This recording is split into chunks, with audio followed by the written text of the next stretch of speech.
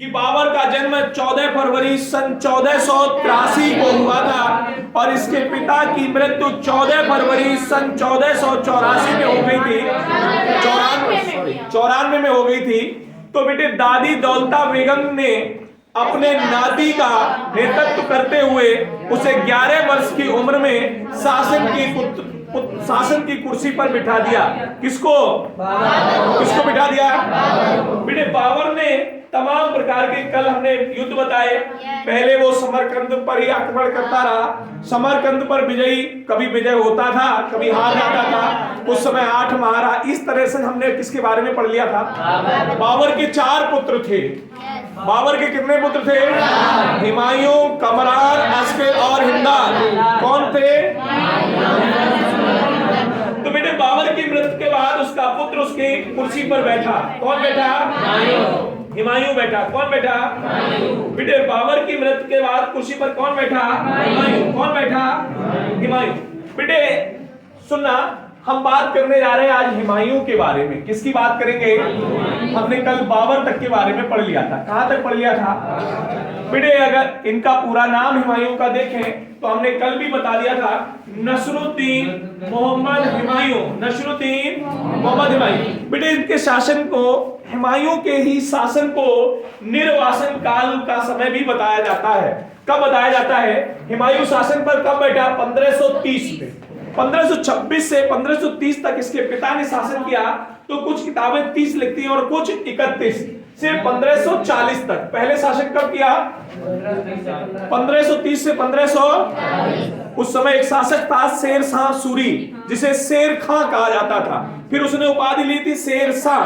बाद में वह आगे चल के कहलाया शेर शाह सूरी। क्या कहलाया मेरे लाल? बेटे बताया जाता है कि शेर शाह सूरी ने 1540 में बाबर के पुत्र हुमायूं को इतना बेबस कर दिया कि इसको भारत छोड़कर भागना पड़ा। कहां भागना पड़ा? बताई जाती है एक नदी थी, गंगा नदी। कौन सी थी? उसे वहां कर्मनाशा कहा जाता था। क्या कहा जाता था? उस समय युद्ध लड़ रहा था। अभी कहानी आगे भी बताऊंगा, लेकिन सुन लीजिएगा थोड़ा सा कि वहां युद्ध लड़ रहा था। तो इसकी सेना उस भौकाल रूपी सेना को देखकर डर गई, भगदड़ मच गई, भागने लगी। तो इसने अपनी जान बचाने के लिए घोड़ा सहित उस कर्मनाशा अर्थात गंगा नदी में कूद गया। कहां कूद गया? और जब कूद गया तो आगे बहता चला गया। आगे, और जब बहता चला गया तो एक जगह पर इसे मिला कौन? बेटा जब बह रहा था तो उसी समय मिला श्यामुद्दीन। कौन मिला? श्यामुद्दीन निजाम। कौन मिला? श्यामुद्दीन निजाम बिस्ती। कौन मिला? श्यामुद्दीन निजाम। बेटे बिस्ती का मतलब होता है मल्लाह, नाव चलाने वाला। कौन होता है? बेटे ये बहकर जा रहा था तो श्यामुद्दीन बिस्ती ने इसको निकाला, निजाम बिस्ती ने इसको और निकाला। तो इसने बताया कि मैं हुमायूं हूं, राजा हूं। मैंने कहा तेरी, तू राजा होता तो पानी बह रहा था, क्या हुआ तेरे साथ? तो वो बड़े अच्छे से बात कर रहा था। उसने बार बार परिचय दिया। तो परिचय देने पर उसने, मल्लाह ने उस पर भरोसा कर लिया कि हो सकता है ये। तो उसने राजा ने उस बेटे बिस्ती से कहा, मल्लाह से कहा कि तुमने मेरी जान बचाई, बहुत बड़ा उपकार किया, तुम्हें क्या चाहिए? तो उसने कहा जब दोबारा शासन में बैठना तो हमें भी राजा, एक दिन का राजा बनाया था, एक दिन का शासक बनाया था। क्वेश्चन कई बार इतिहास में पूछा गया कि एक दिन इतिहास पर शासन करने वाला राजा कौन था? तो निजाम बिस्ती। कौन था? आजाद वो नाव चलाने में एक दिन का शासन बना और एक ही दिन के शासन में उसने चमड़े के सिक्के चलवाए थे। किसके चलवाए? बेटे जब ये दोबारा शासन करने आया तो 1555 से कब तक, कितना बीच में गैप रहा? 15 वर्ष का। कितने वर्ष का रहा? इसी 15 वर्ष को निर्वासन काल कहते हैं। कौन सा काल कहते हैं? और निर्वासन काल किसका था? हुमायूं का। बेटे निर्वासन काल किसके लिए कहा गया? हुमायूं के। 1555 से इसने बेटे शासन किया 1556 तक। 1556 में हुमायूं की मृत्यु हो जाती है। कब होती है बेटे? पुनः अपना मुगल काल का जो वंश था, पिता ने संभाल कर चलाया था, उस वंश को पुनः उदय किया और इसकी मृत्यु हो जाती है। कब बेटे? अब बेटे जब हुमायूं शासक की कुर्सी पर बैठा तो इसके पीछे कई राज थे, इसके फेल हुए। बताया जाता है कि जब बाबर मृत्यु का समय था, बाबर के किसका मृत्यु का समय था? किसका? तो बाबर के मृत्यु के समय बाबर ने अपने बड़े पुत्र हुमायूं को बुलाया, क्योंकि ये बहुत आज्ञाकारी पुत्र था। बाकी पुत्र आज्ञा नहीं मानते थे, लेकिन हुमायूं जो है इसका एक आज्ञाकारी पुत्र था। तो बाबर ने अपने हुमायूं पुत्र आज्ञाकारी पुत्र को बुलाया और बुलाकर समझाया कि भाई तुम आपस में चारों उत्तराधिकारी पद के लिए मत लड़ना, कुर्सी के लिए मत लड़ना, हर क्षेत्र को आपस में बांट देना, अपने भाइयों में आपस में बांट देना। तो भाई हमने इसके कौन कौन बताए? कमरान। अच्छा, हुमायूं के भाई का नाम लिख रहा हूं तो भाई का नाम हुमायूं क्यों लिखूंगा? कामरान के बाद बेटे अस्करी, कौन? किसी भी लिख लो। अस्करी के बाद हिंदाल, और हिंदाल से चौथा तो हुमायूं था, और एक इसका चचेरा भाई था सुलेमान। कौन नाम बताया बेटे? सुलेमान। क्या नाम बताया? सुलेमान चचेरा भाई था। कैसा भाई था बेटे? हुमायूं इतना परोपकारी था कि उसने अपने भाइयों में अपने शासन का बंटवारा कर दिया। उसने अपने शासन का अपने भाइयों में किसी क्षेत्र को किसी को बना दिया, किसी क्षेत्र को किसी को बना दिया। देखिए याद रखेंगे, कामरान को दिया कांधार और काबुल। क्या दिया बेटे? कामरान का के है, और इसको जो शासन करने की स्थिति मिली तो कामरान और काबुल ही मिली। कौन सी मिली बेटे? कांधार और बेटे अस्करी माने समझ जाना। अस्करी मीन अर्थात संबल। अस्करी को क्या दिया बेटे? संबल। अस्करी को क्या दिया? संबल। कहाँ है जिला? यूपी में। संबल कहाँ है? हाँ, ये किसको दिया बेटे? और बेटे हिंदल को मेवा दे दी। हिंदल को क्या दिया? हिंदाल को मेवा दे दी, अर्थात अलवर मेवात। क्या दिया बेटे? हिंदल को मेवा दे दी। याद करने के ये तरीके हैं, याद करिए, पेपर में गलत नहीं होना, और आप अच्छी जगह पढ़ रहे हो तो अच्छी तरह से आना चाहिए। और बेटे सुलेमान को क्या दिया बेटे? अफगान का क्षेत्र था जिसे कहते हैं वद रखा। क्या है? हाँ, वद रखा, रसा कहते हैं, वड रसा। ठीक है, याद रखना, अफगान का ये क्षेत्र था। कौन सा क्षेत्र था बेटे? जब ये भाइयों में बंटवारा किया किसने किया? भारतीय इतिहासकार या उस समय के इतिहासकार कहते हैं कि यह इसकी सबसे बड़ी भूल थी। यह इसकी भूल क्यों बताई? इसका एक कारण था कि बेटे कमरान को कांधार और काबुल दिया। कमरान नाराज हो गया कि मैं इतना प्रतापी शासक होने के बाद, हमारा बाप तो मर ही गया और भाइयों में तुम्हें जिम्मेदारी दी और तुमने मेरे ही साथ धोखा कर दिया बेटे। तो कामरान ने हुमायूं के पक्ष में, हुमायूं के विरोध में एक युद्ध लड़ा पंजाब में। कहां लड़ा? बेटे हुमायूं को पता चला कि कामरान जो है पंजाब में युद्ध लड़ रहा है। कहां लड़ रहा है? तो उसको बड़ा दयालु था, उसने समझौता किया। किसने? हुमायूं ने समझौता किया कि चलो भाई, हमारा ही भाई है। कौन? पंजाब को जीत रहा है तो जीत लेने। तो बेटे इसने एक और राज्य मिला लिया था युद्ध करके। कौन सा? ये पूछा जाता है कामरान ने किसको युद्ध में, किस राज्य को जीता था, किस प्रांत पर कब्जा किया था, तो वो, लेकिन भाई ने क्या दिया था? गांधार। और बेटे यह बात समझ में आ गई? नहीं आई समझ में? बेटे भारतीय इतिहासकार कहते हैं कि यह इसकी सबसे बड़ी भूल थी, क्योंकि इसका भाई ही इसके विरोध में आ गए। इसके भाई इसके, भारतीय इतिहासकारों ने हुमायूं की यह सबसे बड़ी क्या बता दी? किसने? इतिहासकारों ने। किसने बता दी बेटे? बेटे आगे सुनना। इसके बाद जब इसने ये सबसे बड़ी भूल कर दी भाइयों, जब इसके बाबर की मृत्यु के बाद चारों भाइयों में अपना राज्य बांट दिया, साथ में चचेरे भाई को भी राज्य दे दिया। किसको दे दिया बेटे? अब बेटे भाइयों की इस दुश्मनी को बार बार ये माफ करता रहा, भाइयों की दुश्मनी को। अब इसके बारे में यदि हम चर्चा करें तो इसने आक्रमण किया। पहला आक्रमण पूछा जाता है जब 1530-31 के बीच शासन पर बैठेगा तो आक्रमण भी पहला 1531 में करेगा। कब करेगा बेटे? 1531 में इसने कलिंजर पर आक्रमण किया। किस पे किया बेटे? 1531 में इसने आक्रमण किस पे किया? कलिंजर पे किया। किस पे किया बेटे? और कलिंजर पर इसने पहला, कलिंजर का किला था उस पर इसने आक्रमण किया, और वहां का शासक था रुद्र प्रताप सिंह। कौन था बेटे? कौन था बेटे? बेटे उस किले को इसने चारों ओर से घेर लिया। किसको? कलिंजर के किले को। कलिंजर का शासक रुद्र प्रताप सिंह। कौन बताया बेटे? इतना डीप आएगा नहीं, लेकिन बताए दे रहा हूं फिर भी, ठीक है? आरोग्य पेपर में भी इतना डीप नहीं आएगा, लेकिन समझ लीजिएगा और आप बोलते रहिएगा। जो चीज मैं बोलूं उसको बोलेंगे तो कलिंजर जो है बुंदेलखंड क्षेत्र का इलाका था, ठीक है? हाँ, बुंदेलखंड क्षेत्र में हुआ था, तो उसी के क्षेत्र का क्षेत्र था बेटे। ये रुद्र प्रताप सिंह देव कौन थे? बोलोगे तो याद नहीं होगा, बोलोगे तो दिमाग पूरे तरह से बोर्ड पर होगा और याद होगा, परीक्षा में फंसेगा तो कर लोगे ऑप्शन देखकर, इसलिए याद रखो बेटे। 1531 में इसने सबसे पहले आक्रमण किया कलिंजर के किले पर। किस पे किया? और कलिंजर का शासक कौन था? पीछे लास्ट कौन था? रुद्र प्रताप सिंह। कौन था?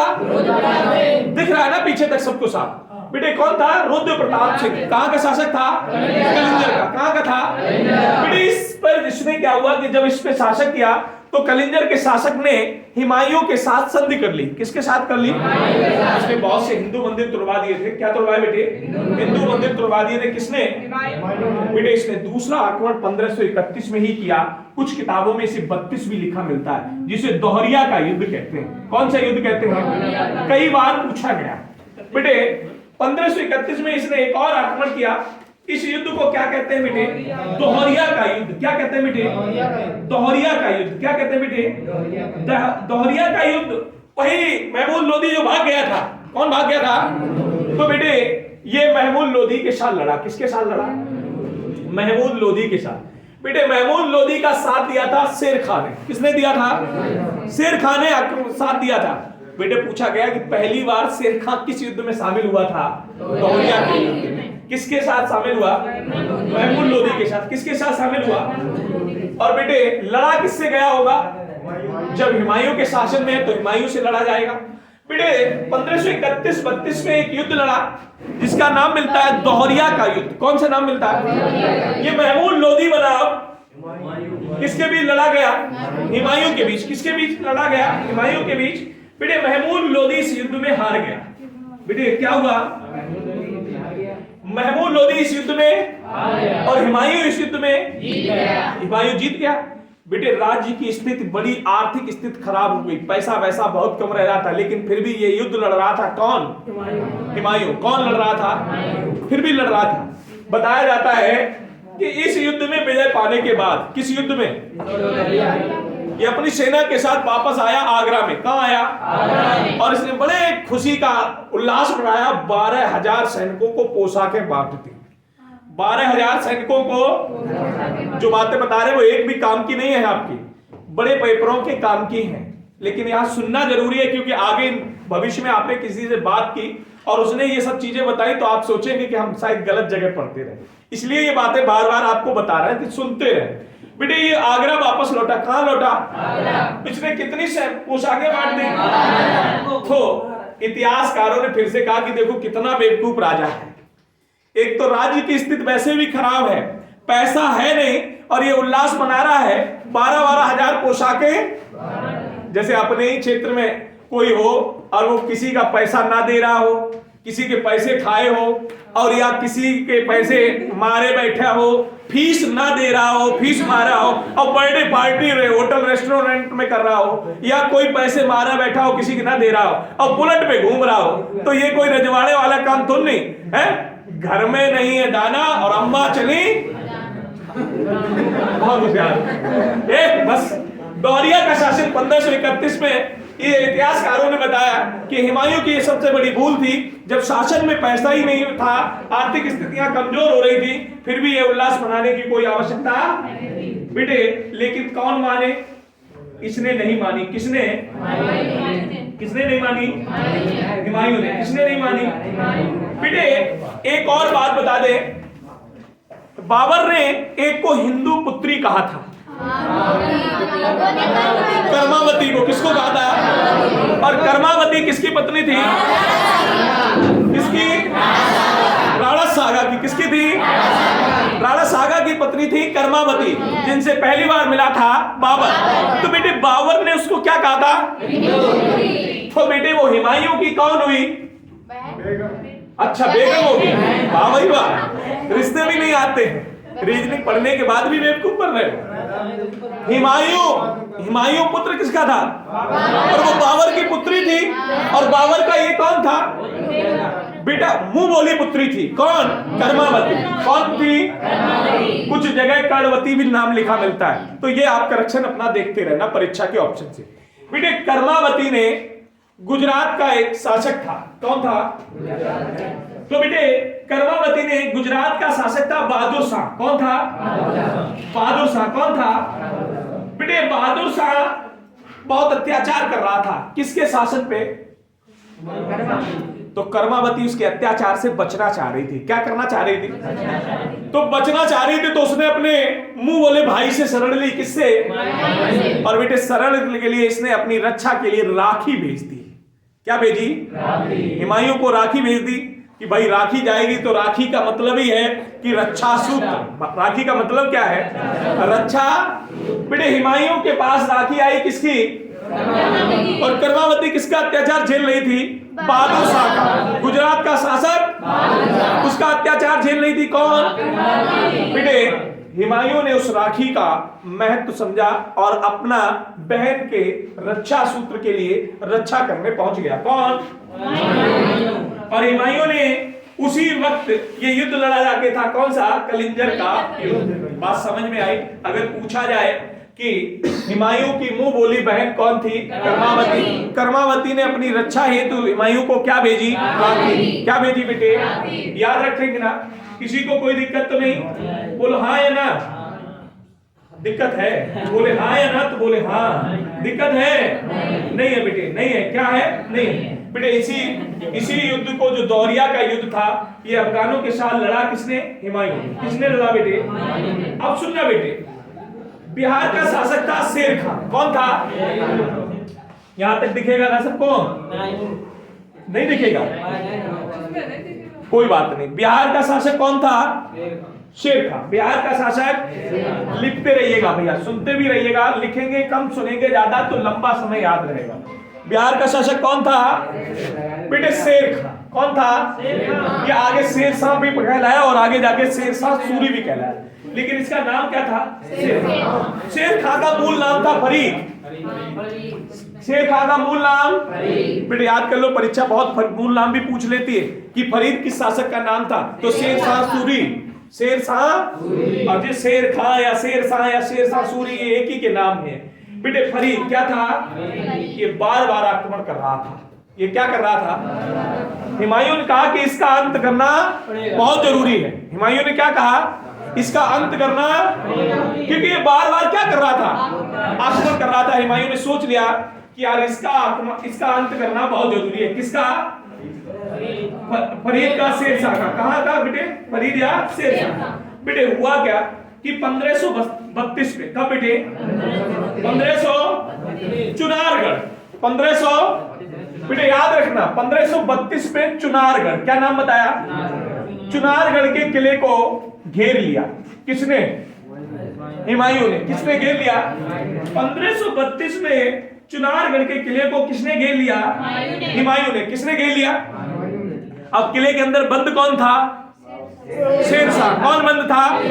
ये बहुत होशियार बुद्धिजीवी प्राणी था शेर शाह। कौन था बेटे? जब हुमायूं ने चारों ओर से घेर लिया, उसे पता लगा कि हुमायूं हमारे किले को, तो बेटे कुछ समय बाद हुमायूं के सलाहकारों ने उसको, शेर खां के सलाहकारों ने बताया कि साहब हुमायूं बिना मारे वापस, बिना कब्जा किए वापस, हम लोग एक विचार कर सकते हैं। तो शेर खान ने पूछा क्या कर सकते हो? कि साहब आप अपने पुत्र को बाहर भेज दो और हुमायूं की शरण ले ले, और हुमायूं जैसे ही शरण ले वैसे ही हम लोग चलेंगे, और आप उनकी शरण लेना और कहना हम आपके ही सैनिक हैं, आप जब चाहोगे तब हम आपके साथ लड़ेंगे और हमारे पुत्र आपके साथ ही हमेशा रहेगा। बेटे ऐसा ही किया। किसने?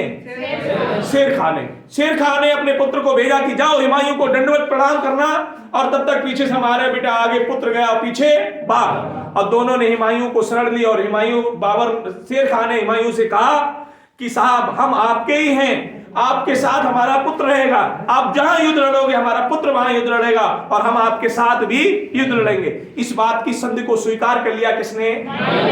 इतिहासकार कहते हैं कि हुमायूं की यह सबसे बड़ी भूल थी कि उसने शेर खान जैसे खतरनाक चालाक योद्धा को छोड़ दिया। बेटे शेर खान का पुत्र भी हुमायूं के साथ चला गया और कुछ समय बाद वापस लौट आया, लेकिन शेर खान कहां चुप बैठने वाला, जिसके घर को जाके चारों ओर से घेर लो, दुनिया जान ले, भाई मान ले तुम्हें कोई चारों ओर से घेर ले, तुम्हारे घर आए, तो उस वक्त गुस्सा जाए याद कि अब दुनिया में जो कुछ है तो पहले बदला, उसके बाद अब तो रहो ही क्या? जिस आदमी ने हमें घेर लिया उसके बाद रहा ही क्या? तो ऐसे विचार आते कि नहीं? यही विचार किसके अंदर आए? शेर खान की। अब तो जो है बिना बदला लिए कोई बात। शेर खान ने बेटे फिर से छेड़ना शुरू कर दिया। जब फिर से छेड़ना शुरू किया तो उसको खबर मिली, किसको? हुमायूं को। किसको मिली बेटे? जब हुमायूं को खबर मिली, क्योंकि शेर खान होशियार आदमी था, तो 1538 में, कब बेटे? फिर से आक्रमण किया। किस पे? चुनारगढ़ के किले पर। किस पे किया? किसने किया? हुमायूं ने। किसने किया? और इस आक्रमण से पहले ही शेर खान निकल गया था, किले से निकल चुका था। किले से निकला, जब इसने आक्रमण किया तो किले के लोगों ने बताया कि साहब शेर खान निकल गया है, राजा हमारा भाग गया है। तो बेटे इसका पीछा किया। किसने? हुमायूं ने इसका पीछा किया। तो पीछा करते हुए बंगाल पहुंचा। बंगाल का एक क्षेत्र था गौड़। इसी को गौड़ का युद्ध कहा जाता है बेटे। इसी को क्या कहा जाता है? गौड़ का युद्ध। बंगाल में पड़ता है। हुमायूं ने गौड़ अभियान, पूछा जाता है हुमायूं ने गौड़ अभियान कब लड़ा? 1538 में। गौड़ कहां पड़ता है? बंगाल क्षेत्र में। इस युद्ध में लड़ा किसके लिए था? शेर खान के लिए। किसके लिए लड़ा बेटे? बेटे जब 1538 में ये पीछा करते हुए कहां पहुंचा? गौड़। कहां पहुंचा बेटे? तो वहां इसने लाशों के ढेर देखे। कहां देखे? कहां देखे? अगर सब एक साथ बोलोगे तो एक दूसरे के कान में जरूर आवाज चली जाएगी, और कान में जाएगी तो जरूर एक दूसरे को याद हो जाएगी। बेटे शेर खान पहले गया कहां? चुनारगढ़। चुनारगढ़ से पता चला कौन भाग गया? फिर इसने क्या किया? अपनी सेना लेके कहां पहुंचा? और गौड़ में इसने क्या देखा? लाशों का। और लाशों का जब ढेर देखा तो इसने उसका नाम बदल दिया और नाम रखा जन्नताबाद। क्या नाम रखा बेटे? जन्नताबाद। क्या नाम रखा बेटे? उस लाशों के ढेर को देखकर इसने नाम रखा जन्नताबाद। क्या नाम रखा? लेकिन वहां भी हाथ नहीं आया शेर खान। कौन नहीं आया? तो शेर खान जब हाथ नहीं आया तो वापस लौट रहा था। कौन? हुमायूं। कौन लौट रहा था? जब बेटे हुमायूं वापस जा रहा था तो बिहार के बक्सर के समीप, कहां बताया बेटे? बिहार के बक्सर के समीप। कहां? बिहार के बक्सर के समीप। बेटे याद कर लेना, यहां दिख रहा है ना? बिहार के कौन बैठा था वहां बेटे? बिहार के बक्सर के समीप में एक स्थान है चौसा। क्या नाम है बेटे? चौसा नामक स्थान पर इंतजार कर रहा था कौन? किसका? किसका बेटे? इंतजार कर रहा था कौन? शेर खान। अब जे तो निश्चिंत होके जा रहे थे भाई, जाके अब तो शेर खान भाग गया, बड़े निसंकोच होकर जा रहे थे। लेकिन यह पूरी तैयारी में बैठा था, अस्त व्यस्त होके। तो बेटे यही युद्ध बोला जाता है चौसा का युद्ध। क्या बोला जाता है बेटे? चौसा का युद्ध। 38 से चला तो ये 39 में लड़ा गया। कब लड़ा गया? 1539 में। कौन सा युद्ध लड़ा गया? कौन सा युद्ध लड़ा गया? किस किसके बीच? हुमायूं बनाम शेर खान। यहीं से शेर शाह की उपाधि ले लेगा इसी युद्ध को जीतने के बाद। बेटे इसी युद्ध में, किस युद्ध में? चौसा के युद्ध में। कौन से युद्ध में? हुमायूं की सेना में भगदड़ मच गई। हुमायूं की सेना में भैया बहुत अचानक युद्ध होगा तो भगदड़ तो होगी, कोई तैयार नहीं होगा, कोई कुछ नहीं होगा। हुमायूं बहुत पढ़ा लिखा भी शासक था, बहुत पढ़ा लिखा शासक था। तो बेटे अचानक इसमें भगदड़ मच गई। क्या मच गई? जब इसे अचानक भगदड़ मची तो हुमायूं को अपनी जान बचानी पड़ी। हुमायूं को अपनी तो इसी के बगल में बह रही थी नदी, जिसे कहते हैं गंगा नदी या कर्मनाशा नदी। बेटे यही नदी बह रही थी और बेटे इसी नदी में कूद गया। कौन कूद गया? अपने घोड़े से। तो बहता हुआ जा रहा था। कैसे जा रहा था? कौन जा रहा था? कौन जा रहा था बेटे? जब जा रहा था तो इसे एक निजाम बित्ती मिला। कौन मिला? नाम मिलता है श्यामुद्दीन निजाम बित्ती। नाम क्या बताया? श्यामुद्दीन निजाम बिस्ती का मतलब होता है मल्लाह, नाव चलाने वाला। बिस्ती का मतलब क्या है? मल्लाह, नाव चलाने वाला। बेटे यहाँ आ नहीं रहा होगा फिलहाल, यहाँ समझ लेना, इसको कहते हैं निजाम बित्ती। क्या कहते हैं? अर्थात मल्लाह। क्या कहते हैं मेरे भाई? बेटे जब इसको मिला तो उसने इसको निकाला। अभी थोड़ी देर पहले कहानी सुनाई थी, जैसे ही इसको मिला तो इसने निकाला, तो उसने निकालते ही पूछो क्या हाल है, कहा कैसे आए? तो बेटे जब ये बात उससे पूछी, किससे? हुमायूं से पूछी, तो हुमायूं बताया कि मैं हुमायूं हूँ, मैं मुगल बादशाह हूँ, मैं मुगल बादशाह, मैं हुमायूं हूँ। तो मल्लाह ने उसकी हंसी कर ली। जैसे तुम अभी कहीं जाओ और तुम्हें कोई पकड़ ले, तुम अच्छे पद पे अचानक पुलिस में लग गए, तुम अब पुलिस में लग जाओ या जीडी में लग जाओ और या आरओ में हो जाओ, तुम्हें किसी ने पकड़ लिया अचानक, तुमने कहा अरे हम तो सिपाही हैं, तुम्हारी कहीं आफत हो, दौड़ के किसी ने पकड़ लिया तो तुम क्या कहोगे? हम तो भाई सिपाही हैं, हम पुलिस में हैं, कांस्टेबल है कहोगे। और कोई नहीं जानता है तुम कांस्टेबल हो, ये डरे होते भाई, कहता कि नहीं कहता?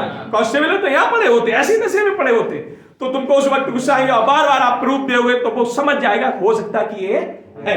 तो ऐसा ही क्या हुमायूं ने, इसने इसकी हंसी मजाक उड़ाई निजाम बित्ती ने, तो लेकिन हुमायूं के बार बार बताने से ही समझ गया कि ये वास्तविक बाबर हो सकता है। तो जब ये बादशाह है, हुमायूं है, जब ये हुमायूं हो सकता है, तो उसने कहा, हुमायूं ने कहा कि तुमने मेरी जान बचाई, बहुत उपकार किया, तुम्हें क्या चाहिए? तो उसने कहा कि जब आप दोबारा राजा बनना तो हमें भी राजा बना देना, हम पर भी विचार कर लेना।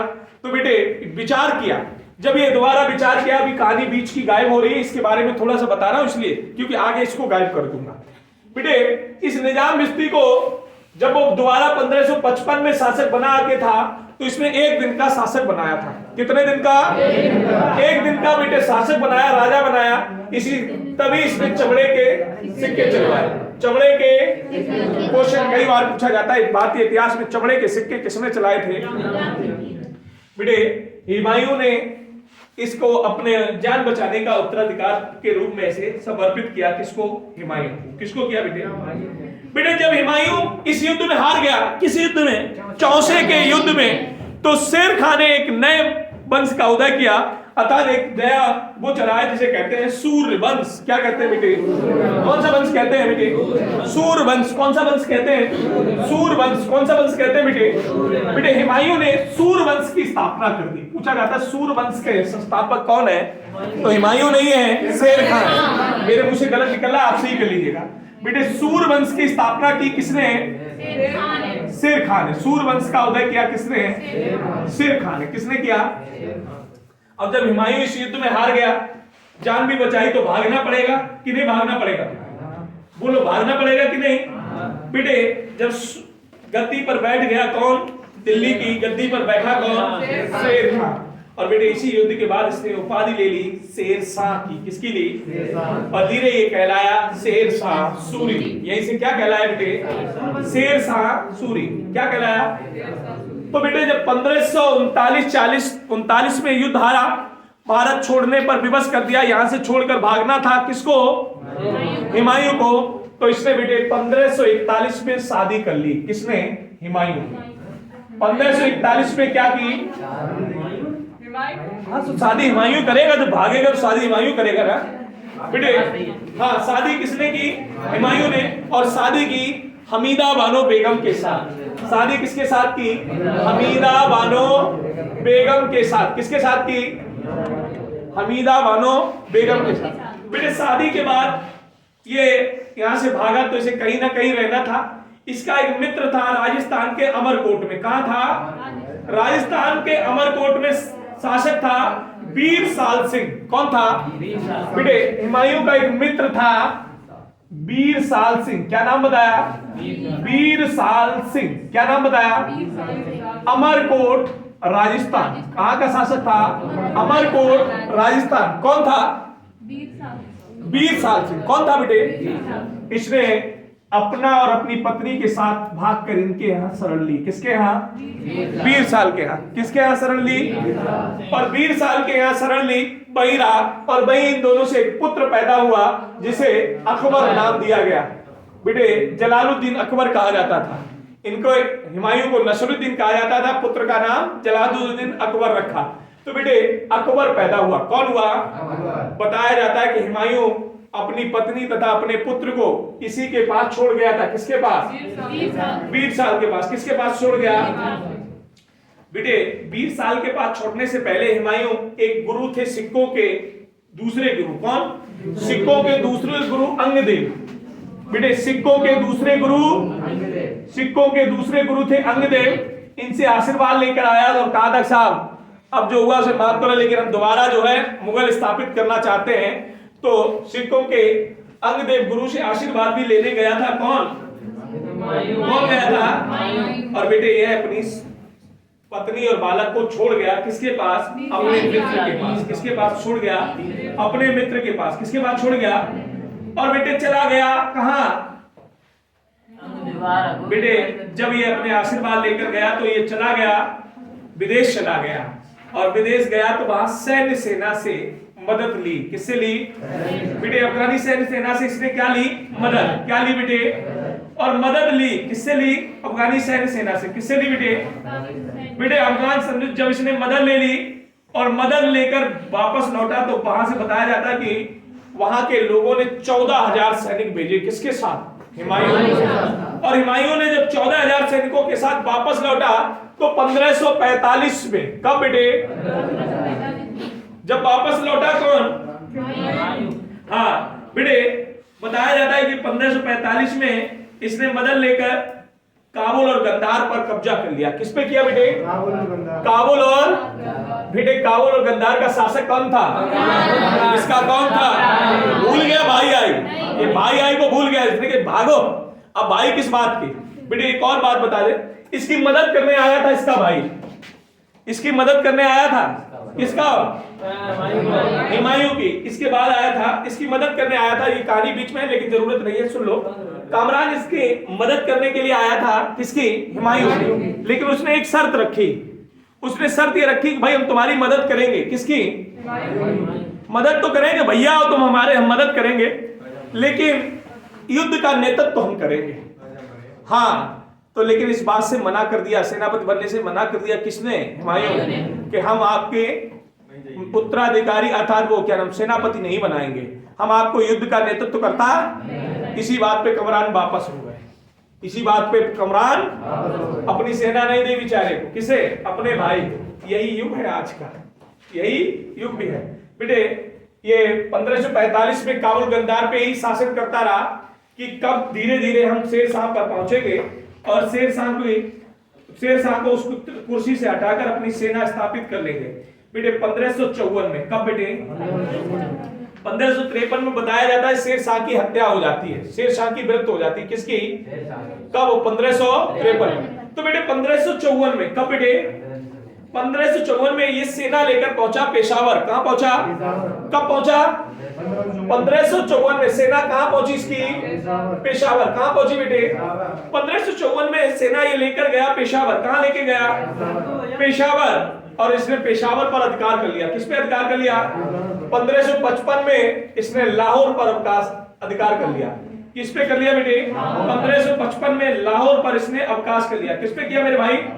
1555 में लाहौर पर अधिकार कर लिया, क्योंकि 1545 में कौन मर चुका था? शेर शाह। कौन मर चुका था बेटे?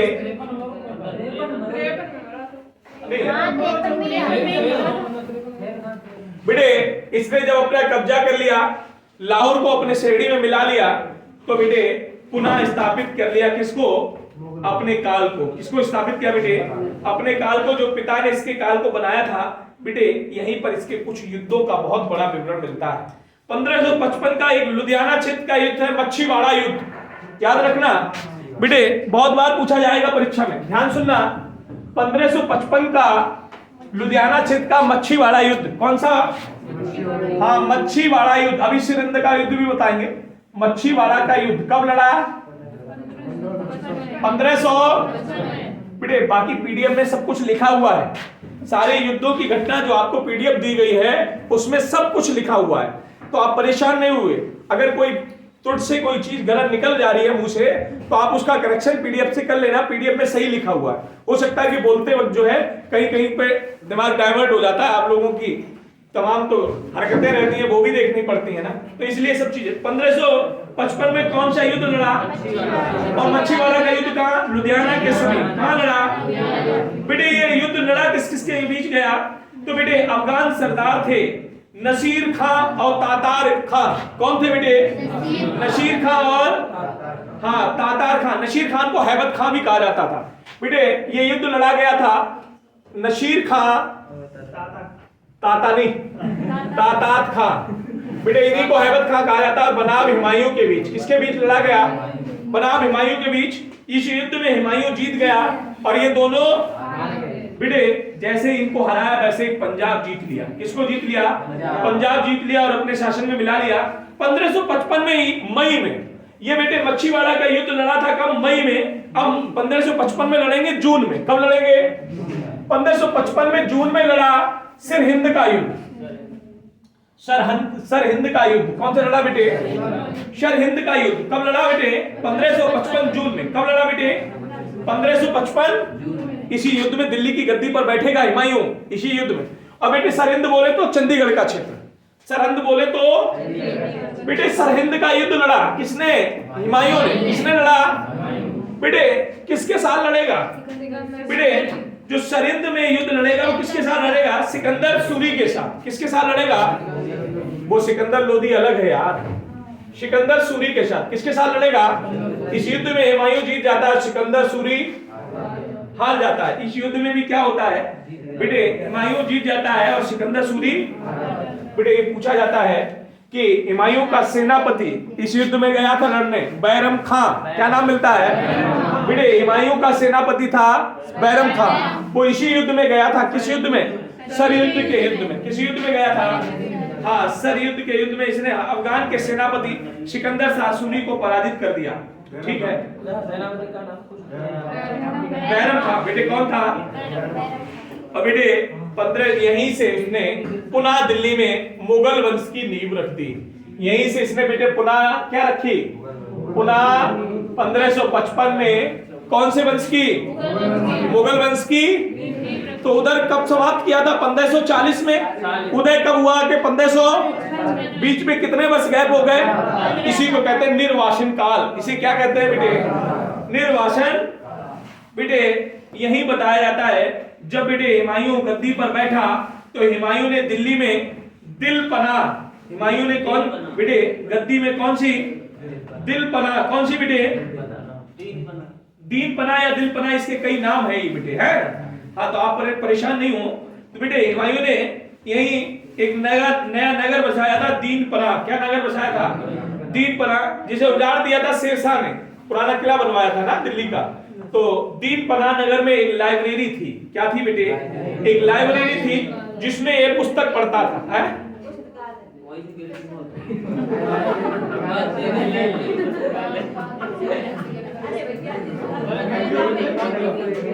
अच्छा ठीक है, इतने अच्छे बच्चे हैं, उनको बिल्कुल वही बताइए। चलिए, दीनपना नगर बसाया था, उसमें एक पुस्तकालय था। क्या था?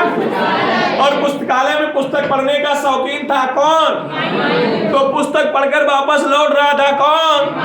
तो सीढ़ियों पर लड़खड़ा गया, पैर फिसल गया, तो सीढ़ियों से गिरकर किसकी पूछी जाती है? सीढ़ियों से गिरकर किस राजा की मौत हुई? चौगान खेलते वक्त किस राजा की मौत हुई? याद रखना, ये बहुत इंपॉर्टेंट क्वेश्चन है बेटे। सीढ़ियों से गिरकर मृत्यु हो गई किसकी? पुस्तकालय से। ठीक है बेटे, हुमायूं की क्या हो गई? मृत्यु हो गई। क्या हो गई बेटे? बेटे आगे सुने। इसे दिल्ली में निजामुद्दीन औलिया के पास एक दरगाह थी, निजामुद्दीन औलिया के पास, उसके जस्ट सामने हुमायूं का मकबरा है, उसमें ही दफनाया गया था। वो मकबरा बाद में बनाया गया। तो हाँ, कहाँ? निजामुद्दीन औलिया के पास। लिख लेना। इसकी इच्छा थी कि हमें निजामुद्दीन औलिया के सम्मुख दफनाया जाए। तो निजामुद्दीन औलिया के पास जब इसको दफनाया गया तो वहीं इसका मकबरा बनाया गया। हुमायूं का मकबरा कहाँ है? दिल्ली में। कहाँ है बेटे? बेटे इस मकबरे को बनाया किसने था? बनवाया किसने था? तो बेटे इस मकबरे को बनवाया था हाजी बेगम ने। किसने बनवाया था? हाजी बेगम ने। हुमायूं मकबरा बड़ा बनवाया था। बेटे इसकी एक आत्मकथा थी, हुमायूं नामा। क्या नाम थी बेटे? हुमायूं नामा, जो इसकी बहन ने बेटे इसकी बहन गुलबदन बेगम ने लिखी थी। किसने लिखी थी? और इसके 2 अध्याय थे, एक में बाबर के बारे में और एक में हुमायूं के बारे में लिखा। किसने? गुलबदन बेगम ने। किसने लिखा मेरे भाई? हाँ, हुमायूं की जीवनी का नाम हुमायूं नामा था, जिसकी इसकी बहन गुलबदन बेगम ने लिखा। किसने लिखा बेटे? गुलबदन बेगम ने। बेटे आगे की बात अगर हम हुमायूं की करें तो हुमायूं जो है ज्योतिषी में बहुत विश्वास करता था। किसमें करता था? ज्योतिषी में बहुत विश्वास करता था। इसी कारण प्रत्येक दिन अलग अलग रंग के कपड़े पहनता था। तो बेटे लिख लेना, ऐसा शासक जिसने सप्ताह के 7 दिनों में 7 रंग के वस्त्र पहने, वो शासक कौन था? हुमायूं। कौन था? हाँ, तो लिख लेना, ज्योतिष शास्त्र में अधिक विश्वास रखने के कारण, ज्योतिष शास्त्र में अधिक विश्वास रखने के कारण 7 दिन में 7 रंग के कपड़े पहनता था। कौन? हुमायूं। कौन पहनता था बेटे? हुमायूं। कौन पहनता था? हुमायूं। कौन पहनता था बेटे? हुमायूं। कौन पहनता था? हुमायूं। हाँ बेटे, हाँ। और बेटे नीचे लिख दे, ये अफीम का बहुत बड़ा शौकीन था। हाँ, अफीम का बहुत बड़ा शौकीन था। हाँ, अगर इसका नशा पूछा जाए तो किसका था बेटे? अफीम का। किसका था? अफीम का बहुत बड़ा शौकीन था। कौन? हुमायूं। कौन था बेटे? हुमायूं। ठीक है, हुमायूं। ठीक है, यहां तक बातें समझ में आ गई। मुझे लगता है कि हुमायूं के बारे में बहुत कुछ समझ में आया होगा। यदि कुछ भी समझ में नहीं आया तो कल इसके बारे में और चर्चा करेंगे और शासन की कोशिश आगे शुरू करेंगे।